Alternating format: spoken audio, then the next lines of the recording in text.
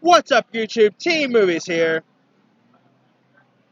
Now, of course, recently I did my top 20 anticipated movies of the fall, but there are some interesting TV shows coming out of the fall too. So today I'm gonna do my top 10 anticipated new TV shows of the fall. Now I'm gonna make a separate list of my 10 anticipated returning shows and all, but I'm just gonna do a new TV shows right now. But anyway. With that being said, here's my 10 anticipated new TV shows of the fall. Alright. Coming in at number 10, I'm going with the Netflix series Merry Happy Whatever, which is actually a new, from what I heard, it's supposed to be like a multicam sitcom, where it stars Dennis Quaid as this wielded patriarch who must balance the demands of his complicated family with the stress of the Christmas season when his daughter comes home for the holidays with a new boyfriend. And the cast also includes the likes of Ashley Tisdale's in this, Bridget Mandler from Undateable, and a couple of other Disney shows and all. But I gotta say, this actually sounds interesting. I mean, granted, I didn't see a trailer, so there's that. But, I mean, you get Dennis Quaid in this. Sign me up. I love Dennis Quaid, but although sometimes he could be a hit and miss as an actor lately. I mean, you got a cast like this. I mean, a Christmas TV show. Why not? I mean, I can't really think of many Christmas, TV shows we got. So I'm guessing this, ends up getting renewed. It's probably going to be like a Christmas season, pretty much a Christmas season series. But, hopefully, it's a pretty good Netflix series. I mean, I do love me some multicam sitcoms. Netflix has been killing it with his multicam shows, whether it's Fuller House, One Day at a Time, The Ranch. I mean, Merry Happy Whatever. Could be something pretty good. So hopefully it'll be good. Anyway, all right, coming in at number 9. It's going to be unpopular, but I don't care what you say what's unpopular or not. I don't care what no one says. I'm actually looking forward for Batwoman. Yeah, I think Batwoman doesn't look all half bad. I mean, you know, the CW has really been killing it with its Arrowverse show. Whether you're talking about Arrow, The Flash, I don't care what anyone says. I quite like Supergirl, Sume. Of course, you got I really quite like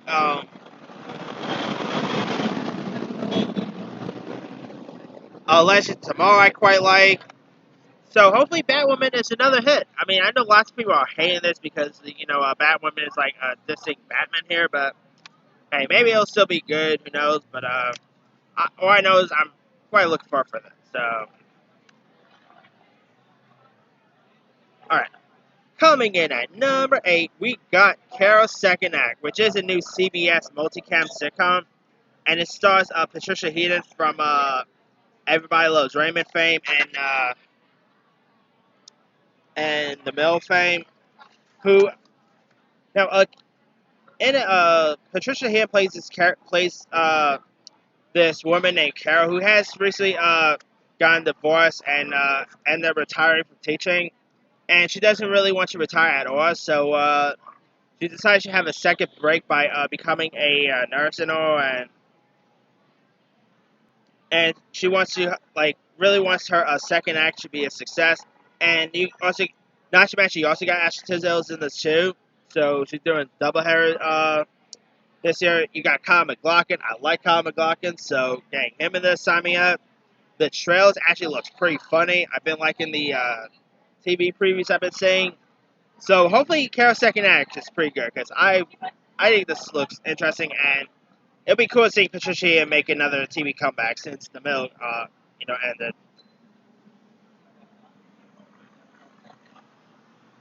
Alright, coming in at number 7, there is, of course, Nancy Drew, which is, also a CW show. Now, Nancy Drew, I never really read the Nancy Drew books, so I can't really comment on the books themselves. But I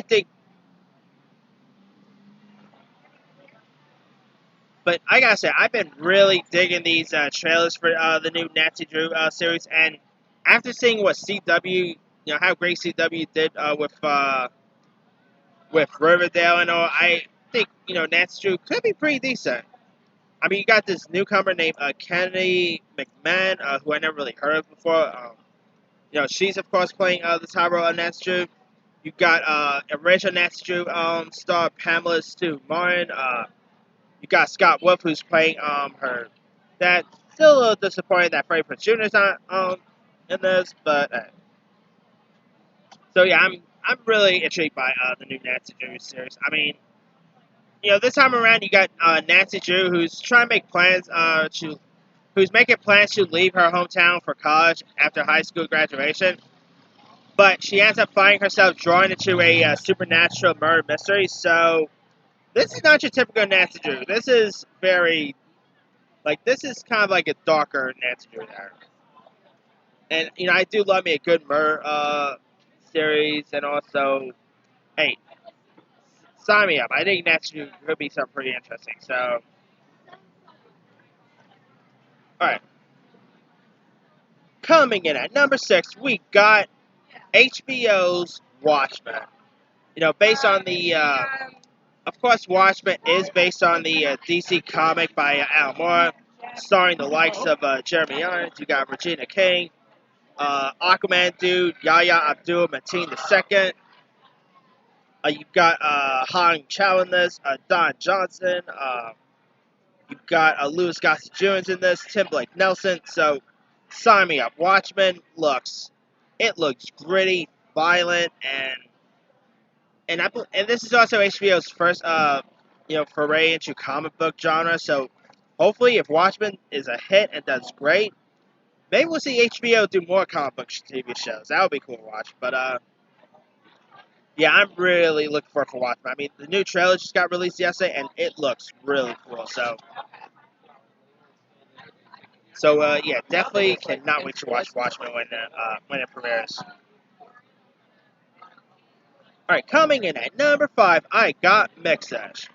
Now, Nexus is is of course an ABC show, and it's actually like a prequel sort to Blackish, and it follows Bo's parents. It actually features like a younger version of Bo, who's the younger version of Bo is played by this young actor named Arik Hema, and it stars Tika Summer, the dude from Workaholics. I forgot that dude's name. Not Alan Devine. Dang that. The other dude from Workaholics. Not Blake Anderson. Dang, I should have checked. Should have looked him up before I went live. But if you guys seen Workaholics, you know the act I'm talking about. But anyway, I think Nexus looks really funny. I mean, after seeing Grownish, I'm down to see another Blackish spinoff. But this is actually more of a prequel than a straight up spinoff. And unlike Grownish, this show is actually premiering on ABC rather than Freeform and all. But hopefully, fingers crossed, Nexus is really good because I've been really digging these spots. So anyway, now coming in at number 4, I got Dollface. Now, Dollface stars Kat Dennings, Shay Mitchell from Pretty Little Liars fame. Got Brandon Song in this, Esther Povitsky from that Almost Together or Together show that was on Freeform not so long ago. I think Dollface, looks. Can't say look. I haven't seen a show, but it actually sounds interesting. I mean, here's what it's about. Kat Dennings, who of course is no stranger for TV because she broke girls and all. But anyway, in it, Kat Dennings plays this woman who's trying to who is suffering from a heartbreaking breakup from her longtime boyfriend. and so she tries to reconnect with the friends she lost during the relationship. Because I guess during the relationship, she mainly she was like, oh, more focused on her boyfriend rather than her friends and all. And it's pretty cool to see Kat Dennings back on TV. You know, I mean, Two Broke Girls. I don't care what anyone says. Two Broke Girls was awesome. And of course, Kat Dennings lending her voice recent to Big Mouth. She's also returning as Darcy in that upcoming One Division. So it's gonna be pretty cool to see her back as Darcy. But as for Dollface, I cannot wait for this. I mean, Hulu has been pretty good with its shows recent. I mean, my favorite show of the year so far is Pen 15, and that's a Hulu show. Hopefully, Dollface could be something pretty interesting, because I kind of want to check this one out. Alright, now coming in at number 3, we got Living with Yourself, which is actually a Netflix release, and now it's actually kind of a weird premise. Here's what it's about. In it, Paul Rudd stars as this man who is burned out on love life, and he pretty much undergoes a mysterious treatment, only to discover that he has been replaced by a better version of himself. So Paul Rudd actually plays not one but two parts in this. Like, I mean, I'm always a sucker for when actors play like not one but two roles and all, or multiple roles. I mean, this is supposed to be like, I guess, more of a dark comedy. Not sure, not anything that what Eddie Murphy did or what Marlon Wayans just did. I mean, if anything, this actually sounds more like probably the movie adaptation with Nick Cage or what, where he plays like two different persons of himself. I mean, Paul Rudd coming to TV, sign me up. I mean, he's of course a pretty busy guy now. I mean, with the MCU, God knows if when we'll see Ant-Man back on the big screen, but I'm still hoping we see another Ant-Man film. You know, of course, he recently returned for TV with the hot Wet American Summer TV show on Netflix. So the guy has a good relationship with Netflix. So yeah, I'm really intrigued by Living with Yourself. I mean, it premieres in October, so definitely gotta check this out when it premieres. Alright, coming in at number 2, I'm going with this new superhero show, also for Netflix, titled Raising Dione. Now, Raising Dione is about this widow single mother who discovers that her son has superpowers and tries to figure out how to raise him safely and responsibly. Now, the lead actress is played by this actress named Alicia Rainwright, and not to mention you got Jason Rivers in this. Michael B. Jordan's also on the show. So, I mean, Netflix recently got rid of lots of its superhero shows like Daredevil, Jessica Jones, Luke Cage, and all. But it's gonna be cool seeing what another superhero show that's not a comic book related thing.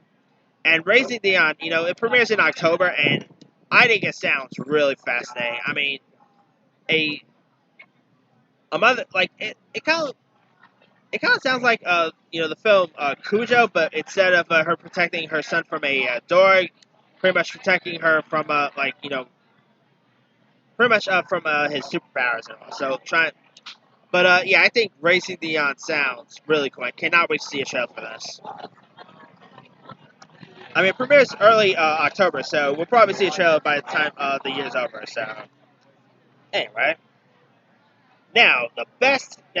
My anticipated show of the rest of the fall is, of course, The Mandalorian, which is a Disney Plus show and is a live-action Star Wars series, which I've been really hoping we get. I mean, every Star Wars show we've been having has mainly been animated form, whether it's Clone Wars and all.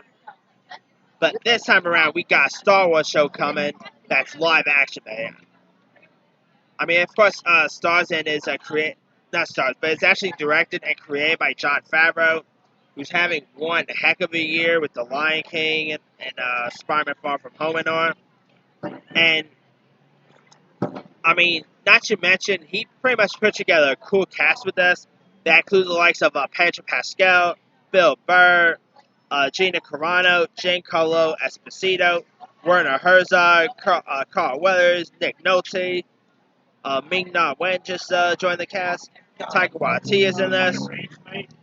So, and I mean, I think this looks great. You got, of course, they released a teaser trailer not so long ago during a D23, and the teaser trailer they released for this looks fascinating. I mean, it looks, it looks pure Star Wars. I mean, you got Pedro Pascal great in this. Definitely cannot wait to check this one out. I mean, it premieres on Disney Plus in November, and fingers crossed it's good, because I just cannot wait for this. So hopefully it's good and not a steamy pile of dog food. So, and Disney Plus is having some pretty interesting shows to premiere there too. So anyway, now that is pretty much it. Let me do the quick rundown. 10. Mary Happy Whatever. 9. Batwoman. 8. Cairo Second Act. 7. Nancy Drew. 6. Watchmen. 5. Nexus. 4. Dollface. 3. Living with Yourself. 2. Raising Dione. And 1. The Mandalorian. Now, there's also other shows premiering in the fall that I'm also looking for. Like, I'm not gonna lie, I'm actually kind of intrigued in that High School Musical show that's premiering. Like, that new High School Musical show actually looks pretty decent.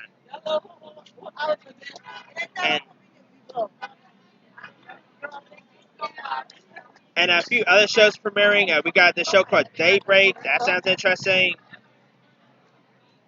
There's The Politician with Grant Paltrow. That looks pretty good. Walter Goggins' new show, The Unicorn. Bob Hoss Apisola, which stars Mike and Molly dude, Billy Gardell. Perfect Harmony with Bradley Whitford.